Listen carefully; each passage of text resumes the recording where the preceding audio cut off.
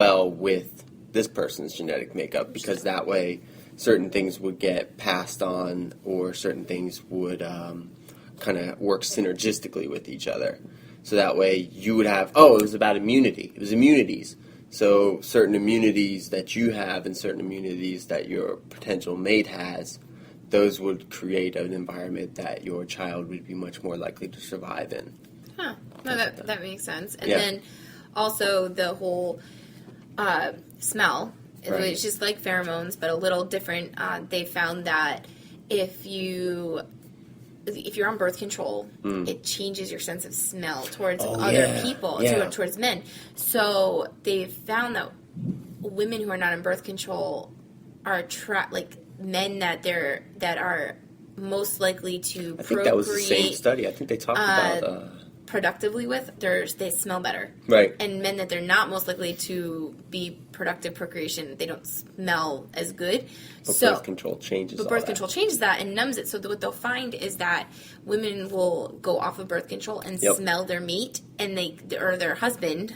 Sorry guys. Smell their husband and they're like, oh, my husband stinks. Yeah. Why does he smell so bad? And it's like, because you messed up. You chose the wrong guy. Dude, sorry, I hate to burst your bubble. You were not genetically different enough to... What did genetics know? Right.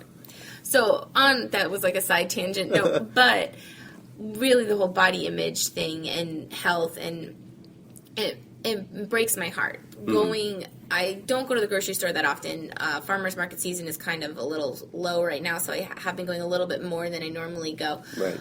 But I hate checking out because all I see are these magazines with lose fat, Inquirer. do this, be this skinny, be this, be that, and it's all about looking a certain way and assuming that is going to make you happy, and that makes me so sad because there's so much power in being healthy too. And when you set up that abnormal thing as a norm, you're really taking a lot of that power away from what that transformation can really do for you, because you set this kind of podium so high and so abnormal that people are never going to be able to get there, or very few people are going to be able to get there. And it's not even real. They're airbrushed anyways. Yeah.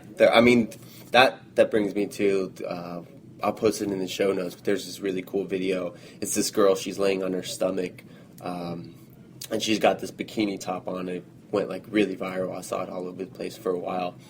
And she has no makeup on, and they take this picture of her beforehand. And they do the yeah, and then they do all the makeup. I think I've seen that, yeah. And then what's crazy is first they do all the makeup. The makeup alone looks crazy different on her. So that's just one thing. And makeup is a very interesting subject, historically speaking, in the first place. Some people will be offended if you just look up why lipstick is the way it is. Right. But then they do the Photoshop. They do the Photoshop of her, and they change her skin complexion, they change her body fat, they lengthen. What's interesting in a lot of these is they lengthen women's necks, and they make their eyes bigger. Oh, yeah. And a ton of them. Crazy alien bigger, it seems like. When you look at the before and after, it looks absurd. It's nuts. And there's a great, and I will find this as well, Dove, believe it or not. I think it's Dove. Yep, I was watching that today, too. Did a video where they asked women to describe to an artist who could not see them what they looked like. Mm-hmm. And they had 15, 20 women, or however many women go through and do this. And the artist drew their picture based, it was one of those sketch artists, that you go to the police for, and they can, I had, the nose looks like this, the mouth looks like this, the eyes look like this. Right. So the artist drew the picture. I don't think I've seen this one. No, it's incredibly moving, and it makes me cry because I would do exactly what they're saying. Are they too harsh on themselves? They're so hard, and the picture that the artist produces is hideous. Yeah. And it's so ugly. And you're just but these women are beautiful, healthy women, and it's not, and you're just that's how you look at yourself. Right. And I know it's and it's something that I struggle with. And I have to constantly be no, stop. Right. And especially right now because I don't feel like You're not where you used to be in terms of like body composition. No, body composition. I'm not where I used to be. I've gone through a lot. I recently, as of yesterday, found out kind of what's going on and what's wrong. So hopefully that will change a little bit. I really need to just focus on getting healthy. But I constantly wonder, well, I've gained some weight. How bad does it look? I'm doing these YouTube videos, and it's such a. I mean, this is a huge thing for me to be on these videos because I'm so worried that people are going to think, oh, she's in the health industry, but look at it, she's fat, or she's this or she's that, and it's a horrible feeling to feel, and I know that I'm not, and I know that I'm getting healthy, and I know that I'm active, and I'm not that, and I'm not hideously ugly, but it's years of that kind of. You must look like this. You must be like this. That's and you didn't even. I don't even think you grew up in a environment where that was extreme in any way. No, I didn't. I didn't really. But I grew up in an upper middle class environment that suburban school where it was if you had the best this and you had to look like this, and it's really hard to not get that out of your head. And as I've gotten older, it's gotten a lot better. And then even recently, it's gotten even more better. But I still suffer from that problem. Like, still suffer from like that body image issue, and wondering whether or not I'm good enough, I look pretty enough, or I'm attractive enough. And I have to really step away from that because I know that's not right. So I'm really working on being healthy. Like, I'm really taking my focus away from how do I look to. How am I going to get my health back on track? And then once that happens, everything else will fall into place as it should. Yeah, and I think that's the biggest key that a lot of people resist that so hardcore. Because they're like, oh, that's good and well, but they hear that and but comes along at the end of that. Because when you look at a fitness model or when you look at an actress or an actor, it's not about health. Right.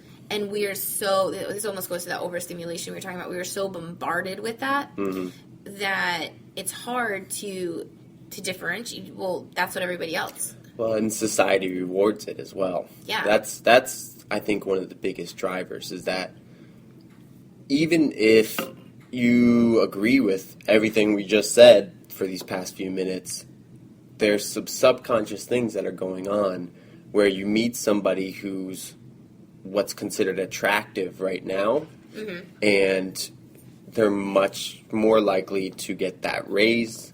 They're much more likely to get the job.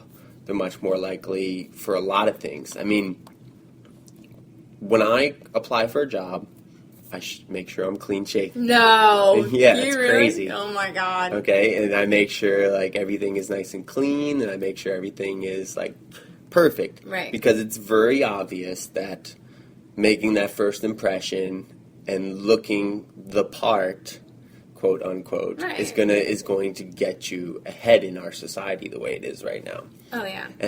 And that's something that drove me crazy for a long time, especially since I used to weigh so much more, and I'm so much more happy with the way I am now that it makes me crazy that where I was before, I would have never have gotten the same shot that I get now, for example. I just think that, I push against that, though, so much, and I think that's part of where, like, I have some conflict because that hippie side of me is like, F this. Right. I'm like, I don't care. I don't want to care. I want to, be in comfortable clothing and not feel like I need to dress up and stuff. And then, unfortunately, though, society, you have to do something. You have to sometimes dress the part, and do that.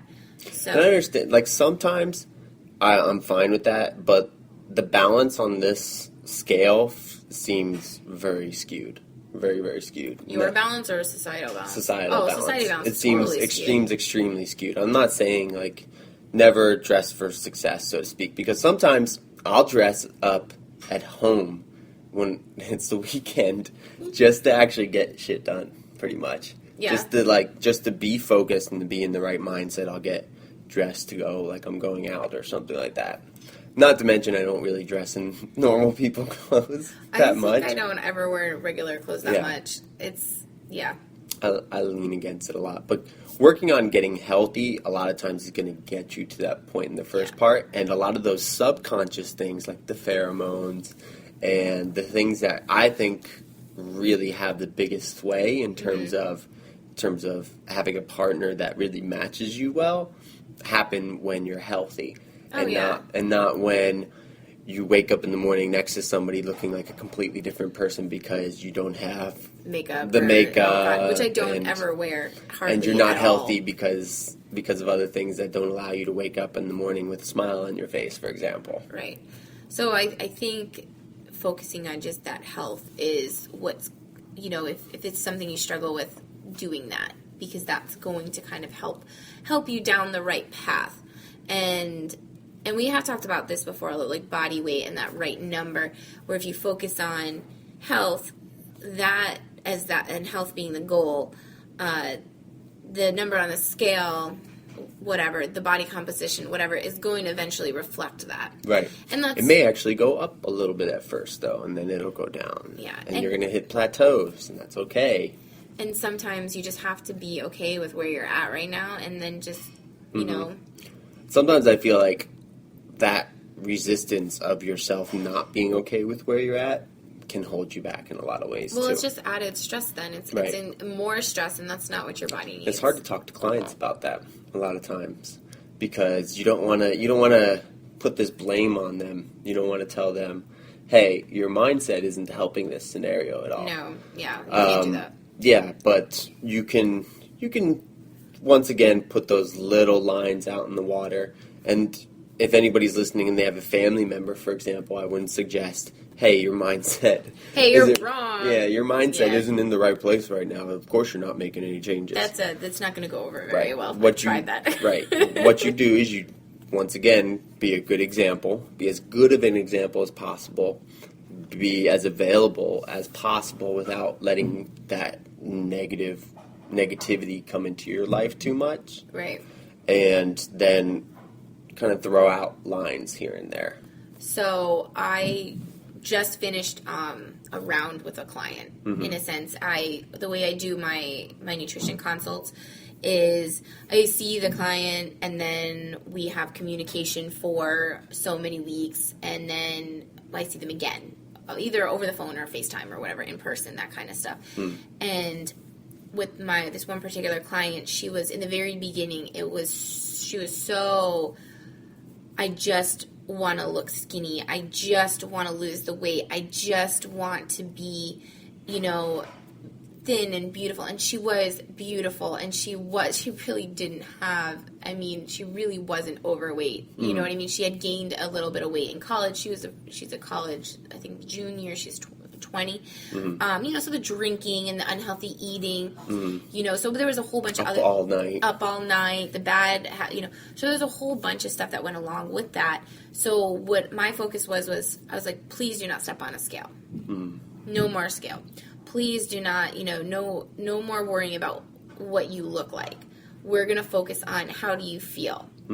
And that was just where we went with it. And it literally, I had my last meeting with her actually on Saturday, and it was nuts. She was just like, I feel so much better, and she looks so much better because of it. And she's like, and everybody says I look great, and everybody has noticed this amazing change. Yeah. And she's like, I'm not even thinking about my weight. She's like, all I'm thinking about is if I eat this, how am I going to make me feel? Right. And it's nuts that we were able to do this kind of change.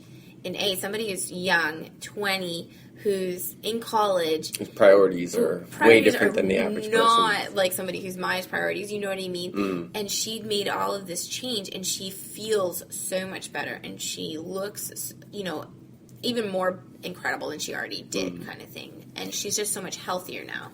Behavior is so important in that matter. Just having that right mindset. Yeah. And it's not something that just pops up and shows up. You really have to over and over and over again kind of dig these ideas home with yourself. You have to. It's not easy to switch this, and I can vouch for that because it's something I struggle with. And though I've gotten a lot better, I've taken maybe like a step back and